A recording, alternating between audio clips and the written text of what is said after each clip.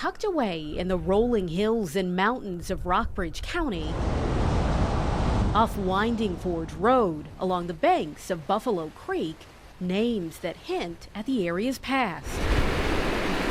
Sit the remnants of what was once a huge iron-making and farming operation called Buffalo Forge. How many times have you been out here to the property?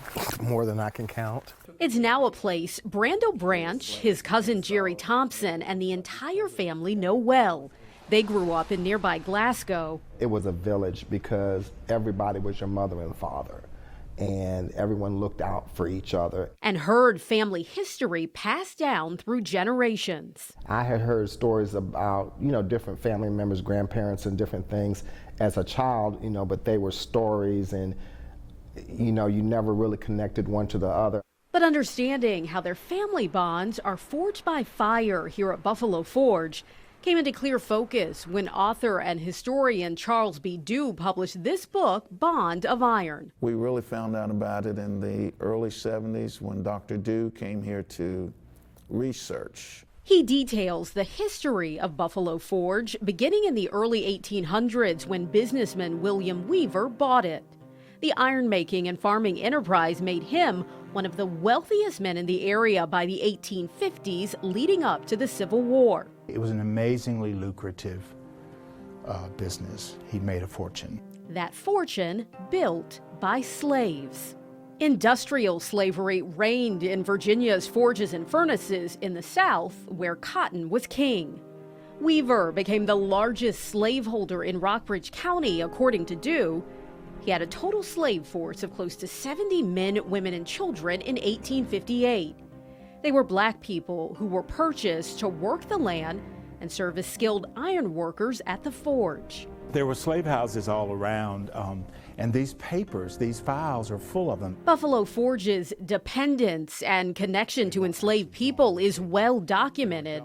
These were like duplexes, so you had slave quarters on both sides. Weaver kept meticulous records as the business owner until his death in 1863. His nephew-in-law, Daniel Brady, continued the practice as the executor of Buffalo Forge. This is a sampling.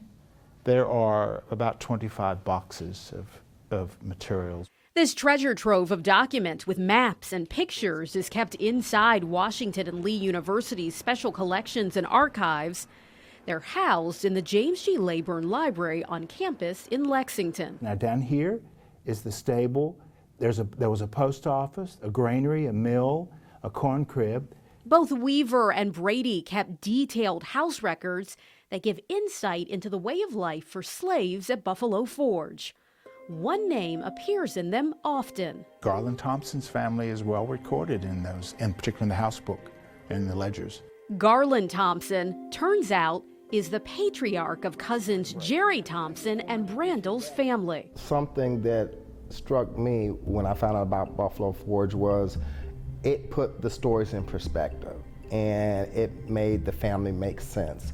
In Bond of Iron, Garland Thompson is described as an imposing figure of a man, courageous and unflinching, capable of remarkable feats of strength and workmanship, a legacy his family holds high.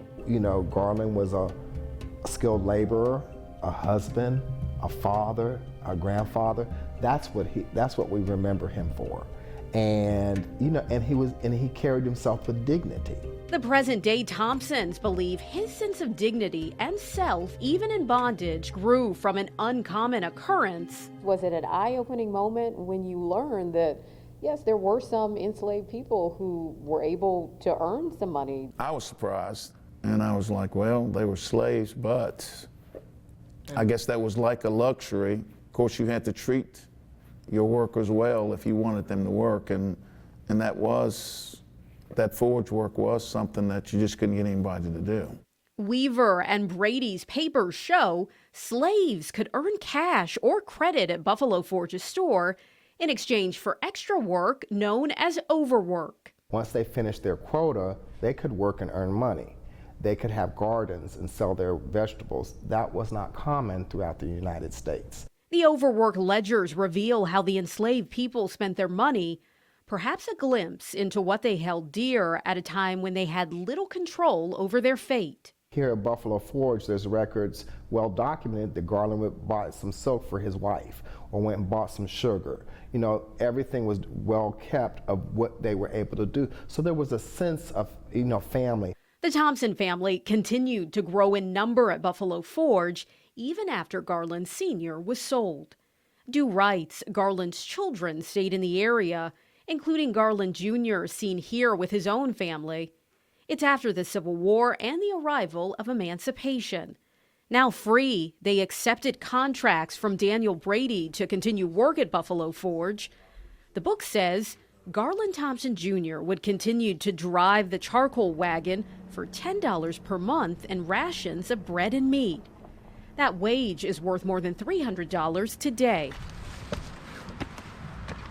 Buffalo Forge is a place the Thompson family stayed connected to long after their ancestors were gone. But the story doesn't end there. Not only did Buffalo Forge create a bond of fire and a bond of family, I'm trying to remember, now did I just come up there first trying to knock at the door? it also created a bond of friendship between Brandel and Susan Brady, a descendant of Daniel Brady, the next master of Buffalo Forge. When people come to visit and I'm showing them around and I say, well, these are where slaves lived, it does not make me proud. She said growing up, there was little talk of the property's past when her grandparents later lived in the main house at Buffalo Forge. There were 2 brick buildings behind the house that were referred to as the slave quarters. And they were used as farm buildings at that point. There was no talk of it. There was no real discussion of history. And reading Dew's Bond of Iron was as enlightening for her as it had been for the Thompson family. The book is where I learned most of the history about it. And it was eye-opening. And they were built in 1858, I think. 2 brick slave cabins still stand at Buffalo Forge today, along with what was once a kitchen, what's left of a mill, and a few other buildings. For me, just to be here and know that my ancestors probably walked these floors. It's a place Brandel visits often as he gains a greater understanding of the family legacy Garland Thompson started. If you don't know where you've been, you don't know where you're going. And Garland gave us that. And it's the place Susan and her husband now call home. There were a lot of other housing, all kinds of things before my time. Those are long gone, but one item remains.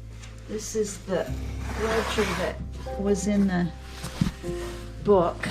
We kept accounts, 1860. It holds the tale of Garland Thompson, William Weaver, Daniel Brady, and how their families are forever intertwined in American history, no longer hidden in the past. Some people want to get mad, some people want to get angry, people scream reparations, blah, blah, blah. It's history. It is history, and we have to learn from it, and we have to move forward, and we have to hug each other and love each other. And the hope is that more of that can come from sharing the Thompson-Weaver-Brady story. Just opening things up, a conversation, communication, friendships. I love that. Do you? Yes, I do. Good. I love that.